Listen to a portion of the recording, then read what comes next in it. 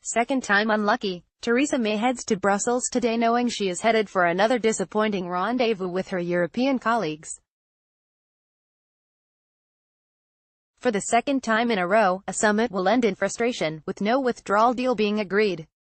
Yet it is time itself that might come to be her best ally in the fraught negotiations, both in Brussels and at home, that lie ahead.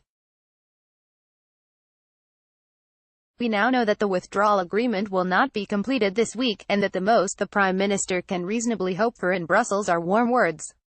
The best-case scenario would see the heads of state and government recognizing the significant progress that has been made in resolving the outstanding withdrawal issues. They could then declare that these justify proceeding to a special summit in November, at which the withdrawal deal and a declaration on the future relationship can be signed off. In all probability, however, the EU will not be this fulsome. Partly out of frustration, partly out of a calculated desire to turn the screw on our embattled Prime Minister, they may instead keep their options open. The EU leaders might confirm their intention to hold the special summit, but to leave open the option to use it, not to sign off Brexit and, rather, to fine-tune their preparations for no deal. So Brexit will not be resolved this week.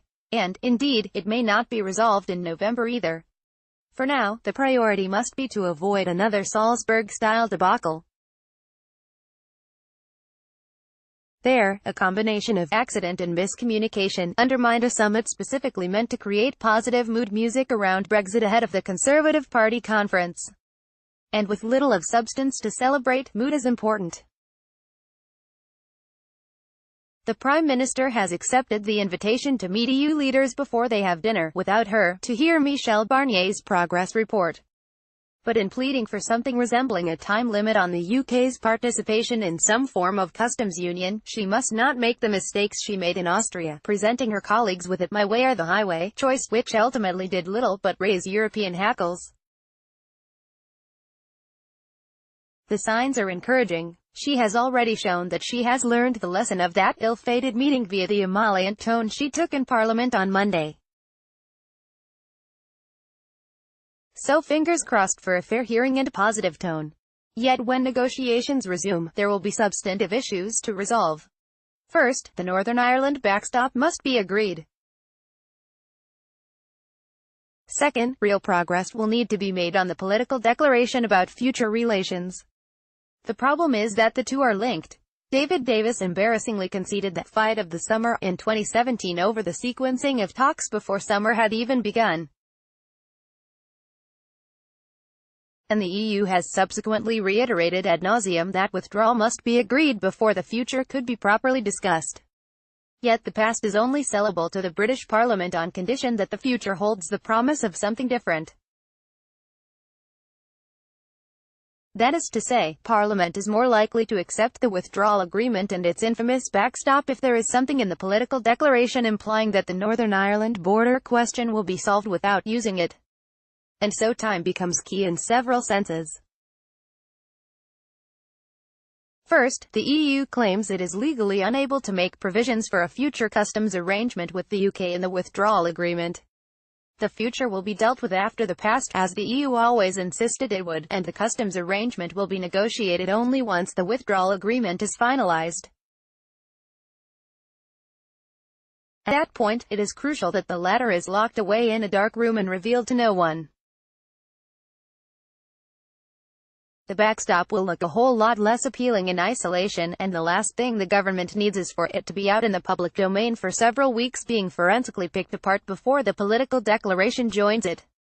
Second, that political declaration has to indicate something about time that will convince MPs that the backstop, if ever deployed, need only be temporary. The EU is patently not going to accept a clear time limit. But ideas are being discussed around a review at a defined moment in future, or a set of criteria that might let the backstop lapse. And, of course, this assumes that the government can get at least some acknowledgement of its proposals for a common rulebook, which is far from a foregone conclusion.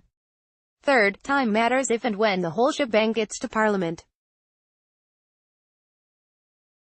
Simply put, as far as the government is concerned, the less time MPs have to mull over what they are being asked to approve, and the closer the vote is to the end of the Article 50 process and hence the no-deal cliff edge, the better. The calculation seems to be that a quick vote late in the day carries the greatest chance of success. But let's bear in mind what all this means in the grand scheme of things. We may manage to avoid a no deal, but that's about it. We will still have a trade deal to negotiate. And this is where time becomes our enemy. It is, after all, the trade deal that really matters for the future of the UK. And everyone who knows anything about trade deals knows that we will not have one negotiated and ratified by the time the transition period is due to end in December 2020, yet, the government stubbornly refuses to acknowledge this fact. So ministers won't countenance asking the European Union for a clause in the withdrawal agreement that allows for the extension of transition. However well things go this month or even this year, the second Brexit time bomb is already ticking. Not towards exit day itself in March, but towards what will be the new cliff edge, the end of transition and the possibility of the UK ending up with no trade deal. Leaving this to chance without addressing the need for an extension is irresponsible in the extreme. But in Brexit Britain, politics ultimately triumphs over pragmatism. By Anand Menon, director of the UK in a Changing Europe and a professor of European politics and foreign affairs. This piece originally featured in the Huffington Post. Disclaimer: the views expressed in this analysis post are those of the authors and not necessarily those of the UK in a Changing Europe initiative.